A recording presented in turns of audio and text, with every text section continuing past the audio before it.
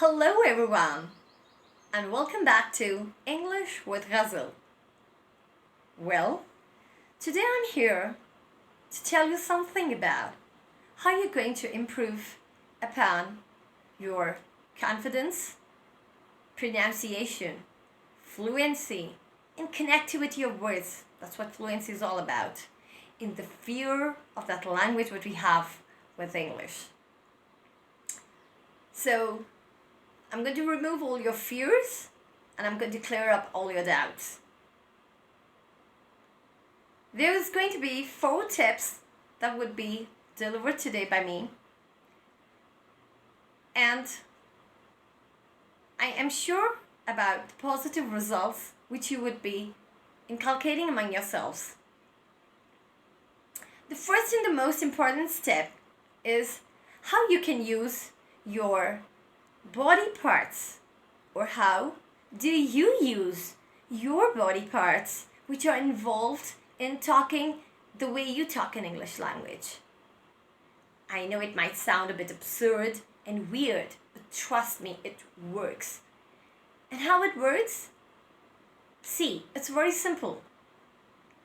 You're talking in English language and you do not know how much of your face, your lips, your mouth, your tongue, your teeth is involved. How would you do the correct pronunciation of the words in English language? It's very difficult and it's actually, trust me, impossible. Because till the time we do not have this idea how much we need to open our lips in which letters, how much we stress on the tongue part, how soft we have to keep the letters, which letters are supposed to be spoken in a much more harder way, and which are the letters which are supposed to have a very soft sound when they're spoken. What is the role of your throat in the words you're pronouncing? How much of the vocal energy is going to come up from your throat, and how much of the tongue is going to sling back or come out when you're using the words. How much of the lips would you round up? So your parts of the body would actually mean your face, your mouth, your tongue, your teeth, and your throat. There are nasal sounds also which come out, so we need to be very careful about that as well. This is a very something normal which I tell my students also, and there are other instructors also which tell the same, that a lot of mirror practices make us perfect and better. But yes, it's true. But I would like to add something here, one more step ahead, what we would be doing, or perhaps that I'm telling that you should be doing, is that record your voice. Now with recording, what happens? Your recording should be very clear, and when you are reading something, so you have to actually compare your voice with the voice of the native speaker. So you can pick up a clip from any of your favorite dialogue of any of your ideal actor, or probably a newsreader, and you can just save that and hear it again and again. Now with the listening skill, your talking skill becomes better. So when you listen to the native speaker of Britain, how the person is interacting in a dialogue conversation with another person, or perhaps he's or she is just reading the news, which I generally tell my students to do that listen to the news from CNN or British Broadcast Service. They are listening to it, but simultaneously they need to act the same. What happens with this? When you are listening to the concerned speaker, and you start practicing and deliver it same, and you record it. So you record it once, twice, thrice. The 4th time it becomes boring, but then you actually know how to connect the words and give the expression to it, and then say it in the same way. Now, when we are hearing all this, listening and focusing on it, and then recording it, and we listen to it, we actually come to know where all we are giving the pauses, giving the verbal cues, probably ums and the ahs are much more like, I want to say that it was really cold, but it's not coming as, I want to say that it was really cold. So, when the connectivity of the words are there, it adds up to your fluency. And this is why we are listening and we are focusing on the listening skills. So, when we listen, we actually should do the mirror practice, yes, because it makes us a little more confident. But when you record it, or probably do a video recording, or also keeping in the mic and your mouth at a particular distance, and then you compare your way of doing a conversation and their way of conversation, and make sure that the sentence remains the same.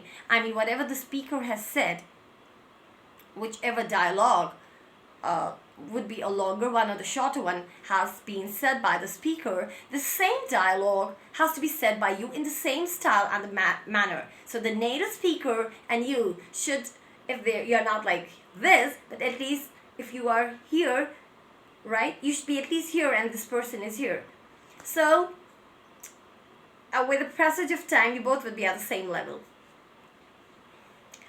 Why we say that the body parts again are important? Because there are certain words, like I've taught my students about the word "th" would be a thank you. It's not like thank you, so it would be thank you and there in thought. So what is basically happening? We are using the tongue and the upper teeth, and there is a sound which needs to come very softly. So it's like thank you, Thursday, thermometer. Now, when we do not know about our body parts, you do not know which body parts you're using. Are you using your tongue in a correct way to use the th sound and the ch sound and the k sound? How would the correct pronunciation come? So whenever we are talking in English language, the sounds in the pronunciation is a major and the basic thing which makes us very much different from the rest of the regions, right? So it's not that tough, trust me.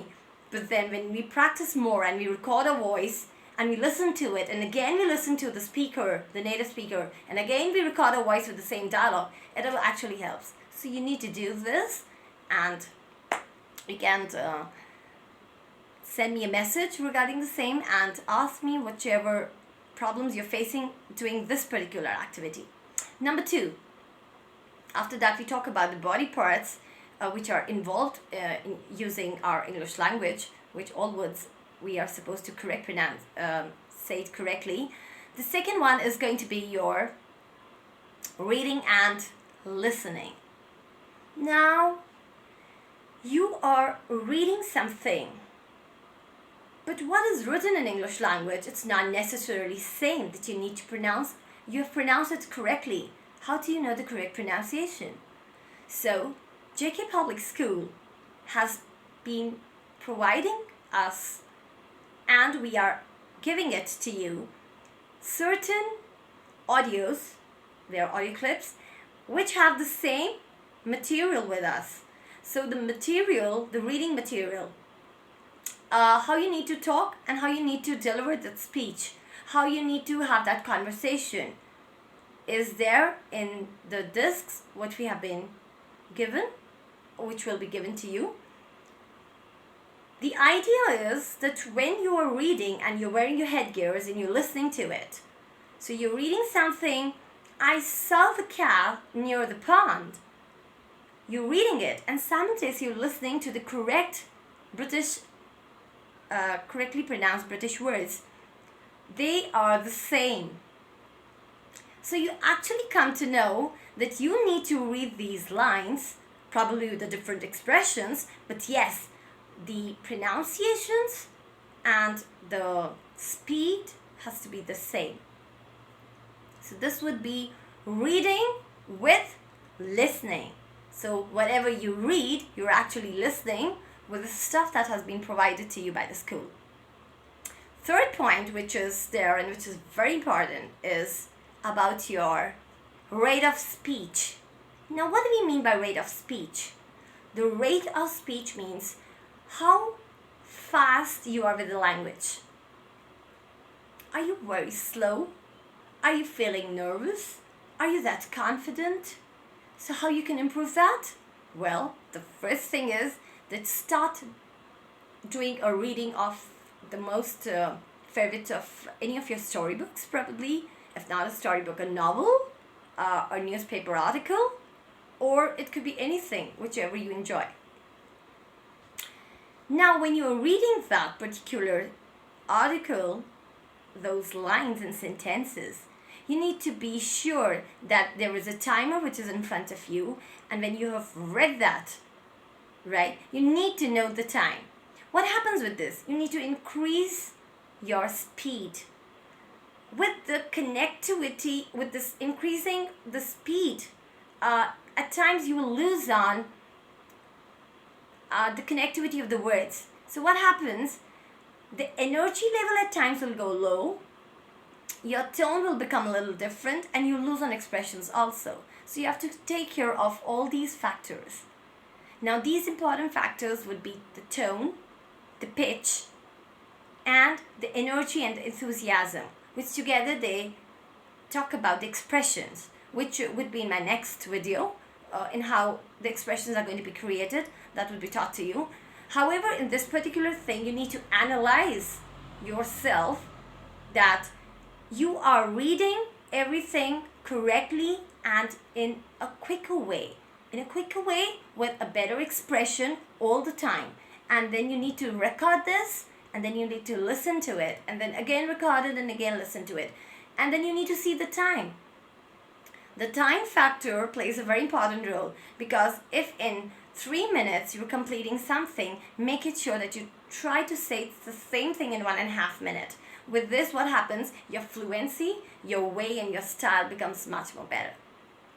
There's a lot more to learn, and there's a lot more that I have to tell you. But then these tips, just practice this and let me know and give me your response regarding it.